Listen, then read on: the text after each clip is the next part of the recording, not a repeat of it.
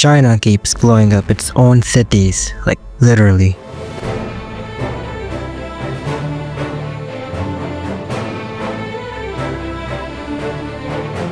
On August 27, 2021, in the city of Kunming, Chinese engineers pressed a single button and deleted 15 high-rise skyscrapers in 45 seconds. And these weren't even old and rotting skyscrapers from the 1950s. These were brand new, some of them even unfinished. The paint wasn't even dry on the walls before the dynamite was strapped onto the pillars. And in China, this isn't a one-off thing. Across the country, brand new cities, luxury resorts, and massive replicas of Paris and London are being systematically blown up the map. Usually when a country builds a skyscraper, it's a way of showing wealth and prosperity. But in China, the demolition is the economy. They aren't destroying these buildings because they have to. They're destroying them because the world's biggest Ponzi scheme has finally run out of new investors. Here's why China is hitting the delete button on its own civilization. First, we have to look at the sheer stupidity of the scale here. If you look at the footage from Kunming, it looks like a scene from Godzilla movie. 85,000 blasts, yes, 85,000, which released a cloud of dust so big it covered the entire downtown district. These buildings were worth roughly 1 billion yuan. That's 150 million US dollars, vaporized in less than a minute. Imagine buying a brand new Ferrari, driving it off the lot and immediately fitting it into the car crusher. That is the Chinese property market right now. And it's happening everywhere. In Hainan, they ordered the demolition of 39 huge residential towers on a man-made island. In Guizhou province, they halted construction on a statue so big it makes the Statue of Liberty look like an action figure. So the obvious question is, why? Why build if you're just gonna blow it up? The answer is usually, oh, the building was unsafe, and yeah, we'll get to that, but the real reason is much darker. It turns out, in China, a building is worth more money while it's being built than when it's actually finished. Once you finish a building, people have to live in it, the plumbing has to work, the lights have to turn on. That's boring, that's slow money. But building it, that's where the sophisticated scam happens. First, you have to understand that the Chinese economy is addicted to a very specific kind of drug. The drug is called concrete. You see, in most countries, local governments make money by taxing the people. But in China, the tax system is complicated. The central government in Beijing takes most of the tax cash.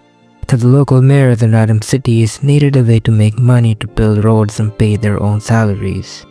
And they realized they were sitting on a gold mine, the land. In China, the government owns all the land, so they started leasing it to developers for 70 years. Hey, Mr. Developer, you want to build a massive apartment complex? Pay us $100 million for the dirt. This creates a weird incentive. The local government needs land prices to go up forever. If the land is expensive, they get rich. If they get rich, they can build fancy subways and get promoted by the Communist Party.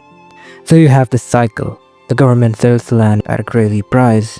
A developer like Evergrande borrows $1 billion to buy it. They start building massive towers. They sell the apartment to regular people before the building is even finished. This is called pre-sales. This is important. Regular people create life savings, give it to the developer, and the developer promises, in 2 years, you get the key to this house. But here's the catch. The developer does not use that money to finish the building. Oh no, that would be very irresponsible of them. They take your money, turn around, buy more land from the government, and start a new project. Okay, what? It's a classic Ponzi scheme. They're using the money from the new guys to pay the debts of the old guys. As long as the land prices keep going up and the people keep buying apartments that don't exist yet, everyone feels rich. The developers are billionaires, the government has unlimited budget, and the people feel like smart investors. Until the music stops. The music stopped roughly 3 years ago. The government realized the companies like Evergrande were in debt. And I'm not joking. For $300 billion. That is more debt than the entire country of Russia and more than the GDP of many countries combined. So, Beijing pulled the plug. They tightened the lending rules and called it the 3 red lines. Suddenly, the developers couldn't borrow more cash. The Ponzi scheme came crashing down. And you have to understand, in China, buying a house isn't just an investment, it's a requirement for existence. There's a massive gender imbalance in the country. If you're a man and you want to get married, you need to own property. No house, no wife. That simple. This created a desperation that the developers exploited perfectly. They told the entire generations of families, if you don't buy this pre-sale apartment right now, your bloodline ends. So you had grandmothers, parents and cousins pulling every single penny to buy a concrete box in the sky that didn't even exist yet. They weren't buying luxury, they were buying their own future, and now when these buildings are blown up, that future they bought is blown up with it. This exposed the ugly truth about these cities. Because they were building so fast, cutting corners to save cash, the quality is horrifying. In China, they call it tofu dreg construction.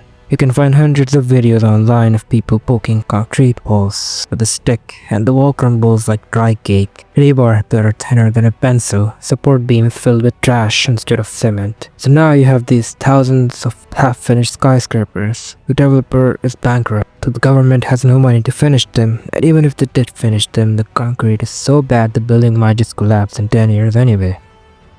So, what do you do with the 50-story trash heap that's costing you money to guard? You can't sell it, you can't live in it, you just blow it up. It's cheaper to turn it into dust than to admit it was a mistake. But the explosions are just the loud part. The quiet part is even scarier. China now has enough empty apartments to house the entire population of France, maybe even more. Some estimates say there are 65 million empty units. You can drive for hours to a fake Paris with an Eiffel Tower and see nobody. It's not post-apocalyptic, it's pre-apocalyptic. It's a ruin that was never inhabited. And the people who bought these homes are regular families who poured their life savings into a pre-sale. They're still paying the mortgage. Imagine paying $2,000 a month for an apartment that was just blown up in that video I showed you at the start. There are protests, of course. People refuse to pay. But in a country where the government relies on land sales to survive, the people don't really have a choice. For the last 20 years, China used concrete to artificially pump up its GDP. If you build a bridge to nowhere, on paper your economy grew. You spent money, you hired workers, you used steel, but eventually you have to cross the bridge.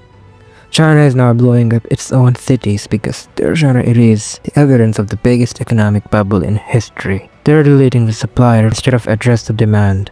Those 15 buildings at the start of the video fell in 45 seconds, but the dust from this collapse can choke the global economy for decades. Thanks for watching. If you want to see another country that built an empty paradise on a foundation of sand, check out this video on Dubai.